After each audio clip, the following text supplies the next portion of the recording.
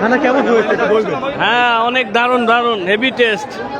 এই যে খানা খাচ্ছেন মানে অনুভূতি কিরকম যদি বলবেন যে আসলে এখানে এটার অনুভূতি বইলা বোঝানো যাবে না, এটা যে খাইবো সে বুঝতে পারবো কত টেস্ট। যে আজকে এই খানাটা কিসের জন্য মূলত? সেটা তো আমি জানি না ভাই, খাইতে আছি এটাই জানি। আচ্ছা এই বাড়িটাকে কি করা উচিত বলে মনে করেন? এখানে একটা ক্রিকেট স্টেডিয়াম বানানো উচিত, বা ফুটবল খেলার বা ক্রিকেট খেলার একটা স্টেডিয়াম, তাহলেই ভালো হবে, সবাই খেলতে পারবো। খেললে কোথা থেকে আসা মূলত? কোথা থেকে আসা মূলত? আমার এই পান্থপথের থেকে। আজকের এখানে বুড়ি পুজো অংশগ্রহণ করার জন্য? হ্যাঁ, খিচুড়ি খাওয়ার জন্য আসছি আমি। খুবই ভালো লাগতেছে আলহামদুলিল্লাহ। সাইদ ভাই, শেখ হাসিনার পতন, সাইদ ভাই, তার বাড়ি 32 নম্বরের পতন, মনে খুশি আর হাতে খাবার। RICL TMX, যুগের পর যুগ স্থাপনা থাকে মজবুত। ছাত্রলীগ ওই যে দেখছেন রাস্তায় কুত্তায় কেমন মানে একটা রুটি পাইলে কামড়াকামড়ি করে, ওদের অভ্যাস হলো কামড়াকামড়ি করা। এখন ওদের সাথে যদি আর আমাদের এই দুষ্ট ছেলেদের কথা বলেন তাহলে কি হয়? দুষ্ট ছেলেরা হাসিনারে বিদায় করছে, এখন হাসিনার বিয়ের দাওয়াত খাচ্ছে।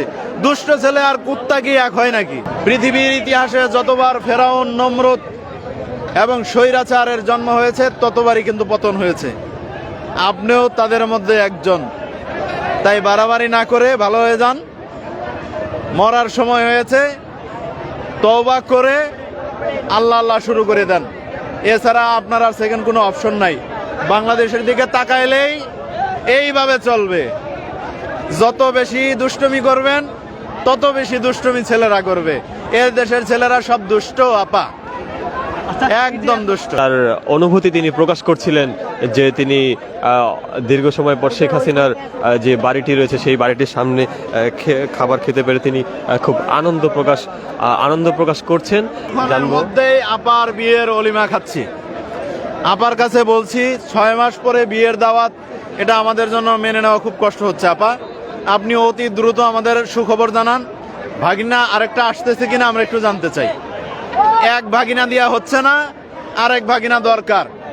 আমরা চাই ভাগিনা আসুক, 2 ভাগিনা মিলে নামক, মাজা সোজা করে নামুক। দেখি ভাগিনারা দুজন মিলে কত দূর পারে। আপা ধন্যবাদ জানাচ্ছি, 6 মাস পরে বিয়ের দাওয়াত খাচ্ছি। ধানমন্ডির 32 নম্বর সড়কের সাবেক বাংলাদেশের সাবেক প্রধানমন্ত্রী এবং সাবেক রাষ্ট্রপতি শেখ মুজিবুর রহমানের বাসভবনের সামনে সেই গরুর মাংস এবং খিচুড়ির সেই আয়োজনটি এই মুহূর্তে তারা ভালোভাবে সফল করছেন। এখানে এক এক করে পাতিল থেকে খিচুড়ি বাড়া হচ্ছে এবং পরবর্তীতে খিচুড়িগুলোকে পাস করে দেওয়া হচ্ছে যাতে করে সকলের কাছে খিচুড়িগুলো পৌঁছে যায়। আমরা দেখতে পাচ্ছি যে এখানে খিচুড়ি এবং গরুর মাংস দেওয়া হচ্ছে। ধানমন্ডির 32 নম্বর সড়কে শেখ মুজিবুর রহমানের বাড়ির সামনে এই মুহূর্তে চলছে খিচুড়ি ভোজ, যেখানে অংশ নিয়েছেন অনেক গোনার বাহিরে থাকা ছাত্র জনতা যারা এই মুহূর্তে অংশগ্রহণ করেছে। এছাড়া আমরা দেখতে পেয়েছি অগণিত ছাত্র জনতা তারা ভলেন্টিয়ারের দায়িত্ব তারা পালন করছেন। তারা এক এক করে খিচুড়ি তারা নিচ্ছেন, নিয়ে পাশাপাশি পাস করে দিচ্ছেন যাতে করে যতটুকু সম্ভব যাদের খিচুড়িগুলো যাতে পাস করে দেওয়া সম্ভব হয়, যাতে সবাই অল্প অল্প করে হলেও কিছুটা যাতে পেতে পারে। আমরা দেখতে পাচ্ছি এই মুহূর্তে জায়জাদিন লাইভের মাধ্যমে দর্শক সরাসরি যেখানে দেশ এবং দেশের বাইরে থেকে আপনারা দেখতে পাচ্ছেন, দর্শক দেখানোর চেষ্টা করছে এখানে একটি পাতিল রয়েছে এবং সেই পাতিল থেকে খিচুড়ি একটু একটু করে বাড়া হচ্ছে। আমরা দেখতে পাচ্ছি যে পাতিলটি থেকে খিচুড়ি প্রায় শেষের পথে। দেখতে পাচ্ছেন আপনারা যে পাতিল একটি রয়েছে এবং একটি পাতিল এই মুহূর্তে প্রায় শেষের পথে। তারপরেও ভলেন্টিয়াররা চেষ্টা করে যাচ্ছেন যতটুকু সম্ভব হয় যারা এখানে উপস্থিত আছেন তাদের কাছে পৌঁছে দেওয়ার।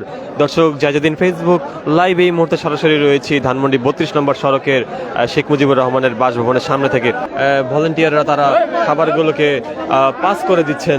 দীর্ঘ সারি তৈরি করা হয়েছে যেখানে ভলেন্টিয়াররা এক এক করে খাদ্য নিচ্ছেন, খিচুড়ি এবং গরুর মাংস এবং যে ওয়ান টাইম যে প্লাস্টিক রয়েছে সেখানে তারা সেই খাবারগুলো ভলেন্টিয়াররা এক এক করে পাস করে দিচ্ছেন যাতে করে সবার কাছে যাতে এটি পৌঁছে যায়। শেখ মুজিবুর রহমানের ধানমন্ডি 32 নম্বর রোডের পাশের যেই বাড়িটি রয়েছে সেখানে যারা ছাত্র জনতা রয়েছেন তাদের একটি আমরা দেখতে পাচ্ছি যে খিচুড়ি এবং গরুর মাংসের যে আয়োজনটি হয়েছে, সেই খিচুড়ি এবং গরুর মাংসের আয়োজনে খিচুড়ি যারা রয়েছেন তাদের খিচুড়িগুলো দিয়ে দেওয়া হচ্ছে। আমরা দেখতে পাচ্ছি সরাসরি এই মুহূর্তে